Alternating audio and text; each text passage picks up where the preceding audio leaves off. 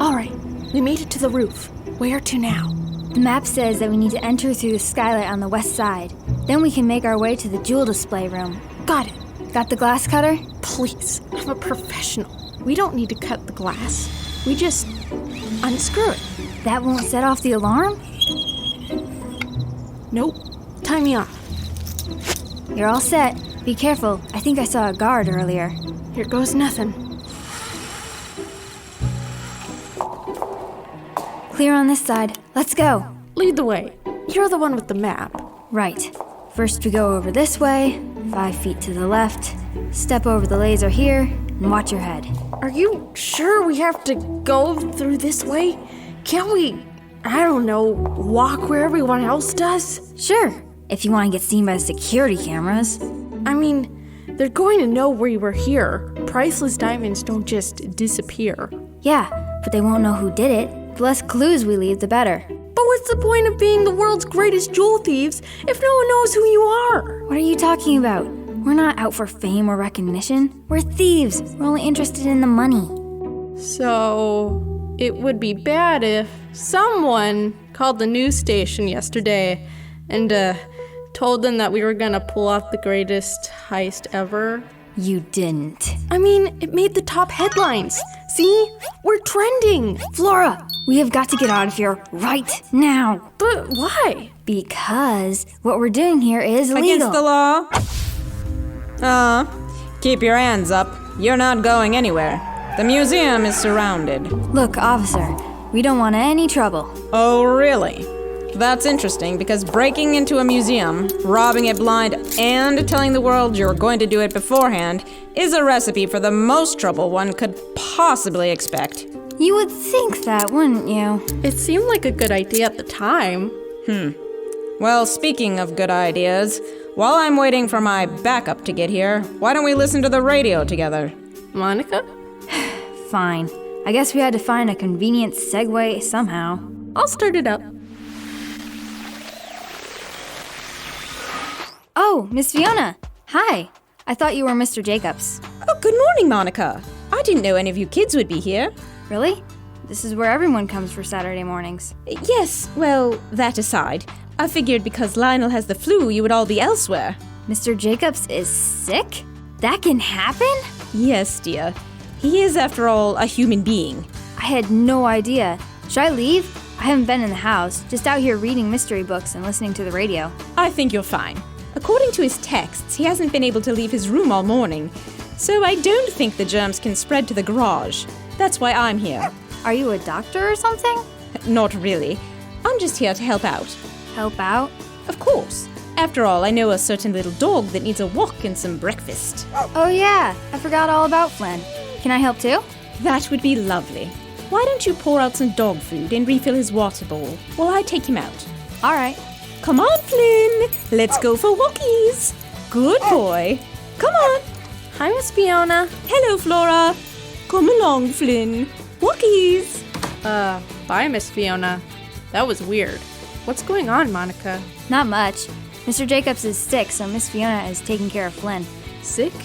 You don't mean he's got... Miss Fiona said it's just the flu. She said he hasn't been out of bed all day. So we're okay hanging out in the garage? As far as I know. Just trusting Miss Fiona on this one. Well, she's usually right about stuff. Besides, I want to listen to the radio. Makes sense. Want to start it up? All right. All right. The dishes are done. Laundry is in the washing machine. Flynn's been exercised and fed. I think that's all Lionel needs for now. I'd better text him. I gotta say, Miss Fiona, I'm impressed. Impressed?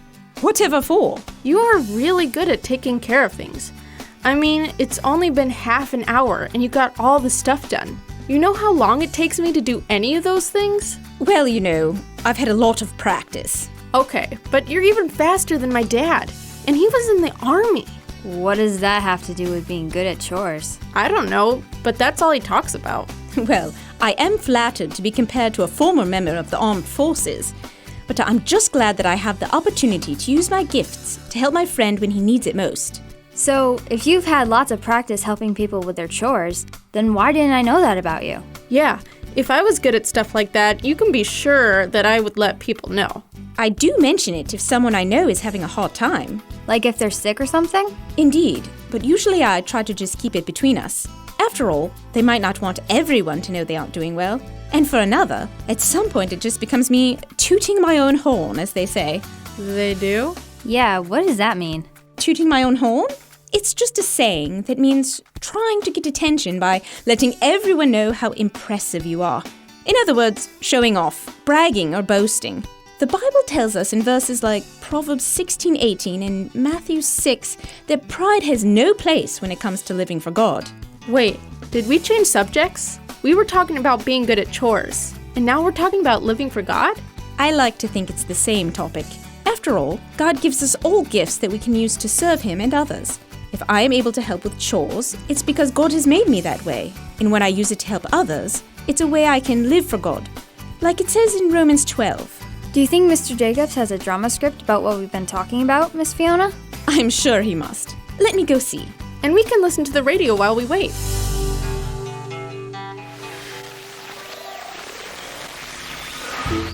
And now, from the garage of Lionel Jacobs comes the celebrated drama, The Most Excellent Party, an adapted biblical teaching about God's glory.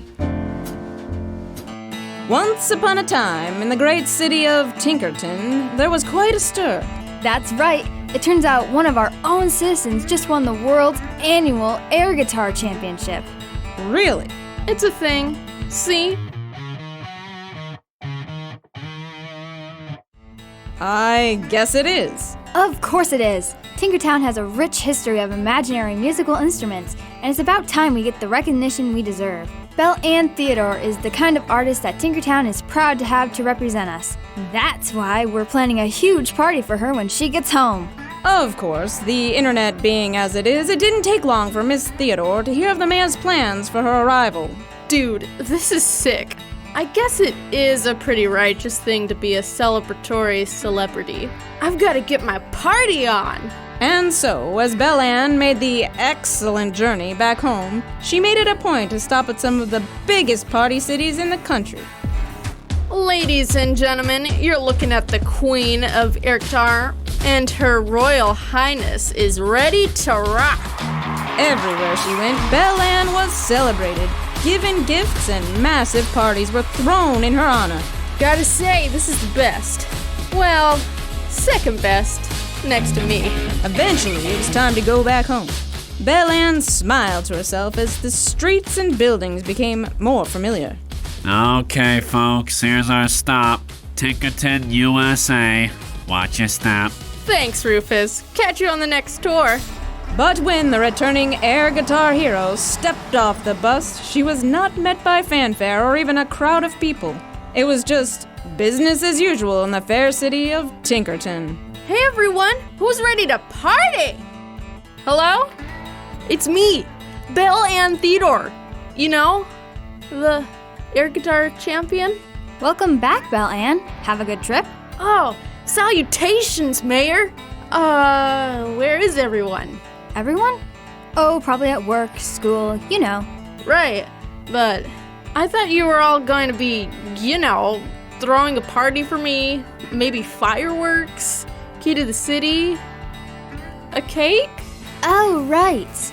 All that was planned, but when we heard that you were going to parties all over the place and having a great time, we took another look at the city budget and figured you'd have been to so many parties by the time you came home, you wouldn't be interested in yet another one. So instead of wasting time with it, we decided to spend our tax dollars somewhere else. Good to see you, though. Glad you're home. And with that, the mayor left, leaving Miss Theodore standing alone at the bus stop. Dude, this is bogus. The moral is, when we do good things, it can be tempting to want to tell everyone about it. After all, it feels good to be recognized for hard work, but God tells us in the Bible that instead of making sure that other people notice our good deeds, so we get noticed, we need to do them secretly. Or at very least, give God all the credit. God wants to reward us for our work, but if we only look for rewards from other people, then that's all we're gonna get.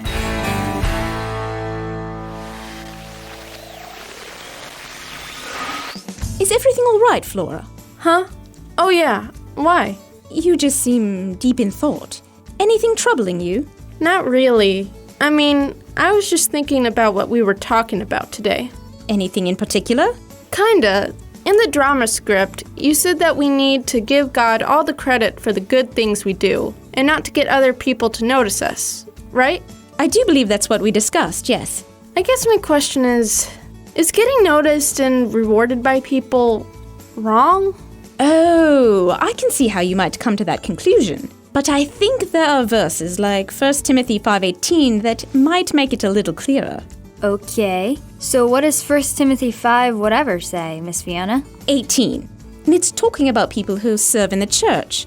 There it says to not muzzle the ox while it's trampling out the grain, and that a worker is worthy of their wages. That explains something? I'll explain, shall I, Monica? Please. What God is saying in these verses is that when people are doing good work, it's not right to make them work without rewards. If someone is working hard for God in the church, we need to at very least give them respect because they deserve it. Or as the saying goes, giving credit where credit is due. But that's the thing. If people are supposed to do good things in secret, then how are we supposed to show them the respect they deserve? Good question. And like I said, this verse is talking about people who are serving the church, like pastors, elders, deacons, and teachers. So those are pretty obvious. But verse 1 of chapter 5 tells us to treat everyone with respect. Well, that's one way to do it. Indeed. In verses like Hebrews 10:24, God tells us to always encourage each other to do what is right.